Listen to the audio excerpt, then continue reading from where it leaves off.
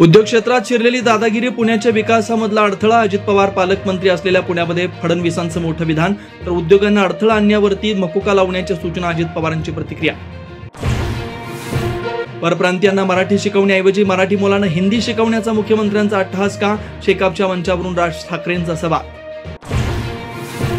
कोणताही भ्रष्टाचार केल्याशिवाय भाजपामध्ये स्थान मिळत नाही. उद्धव ठाकरे यांचा हल्लाबोल. तर भ्रष्टाचारी तुटका मिळवावा, भाजप पक्ष वाढवावा असं म्हणत ठाकरेंचा टोला. शिवछत्रपतींची राजधानी रायगडमध्ये सर्वाधिक डान्स बार कसे? राज ठाकरे यांचा सवाल. तर पार्टनर करण्याच्या अटीवर जमिनी विकायच्या, शेतकऱ्यांना सल्ला.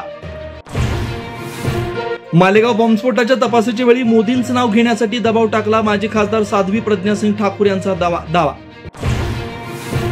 सनातन दहशतवाद असा शब्दप्रयोग करणाऱ्या पृथ्वीराज चव्हाण यांच्या विरोधामध्ये शिवसेनेचा मोर्चा. मुंबईच्या टिळक भवनापर्यंत पोहोचण्याच्या आधीच पोलिसांनी मोर्चा अडवला. ज्येष्ठ नेते शरद पवार यांचा मुख्यमंत्री फडणवीसांना फोन. पुण्याच्या यवतमधल्या तणावावरती चर्चा. सामाजिक वातावरण बिघडू नये यासाठी उपाययोजना करण्याची मागणी.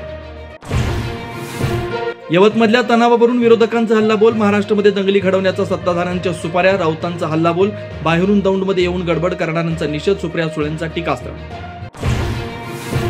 रायगडमध्ये उपमुख्यमंत्री अजित पवार यांच्या उपस्थितीत राजीव साबळेंसह अनेक मोठ्या नेत्यांचा राष्ट्रवादीमध्ये प्रवेश. एकनाथ शिंदे आणि भरत गोगावलेंना धक्का. भाजपचे प्रदेश अध्यक्ष रवींद्र चव्हाण एमसीएची निवडणूक लढवण्याची शक्यता. येत्या नोव्हेंबरमध्ये एमसीए कार्यकारिणीची निवडणूक प्रस्तावित. बिहारमध्ये मतदार यादीमधून नाव गायब झाल्याचा विरोधी पक्षनेते तेजस्वी यादव यांचा दावा. तर मतदार यादीत 416 नंबरवरती तेजस्वी यादव यांचं नाव. तेजस्वी यादवांचा दावा खोडसाळपणाचा असल्याचं निवडणूक आयोगाचं स्पष्टीकरण. जगामध्ये अस्थिरतेचं वातावरण. भारतीयांनी स्वदेशी मालाची खरेदी करावी असं पंतप्रधान मोदींचं आवाहन. 25% टॅरिफ लागणाऱ्या अमेरिकेला मोदींनी दिला संदेश.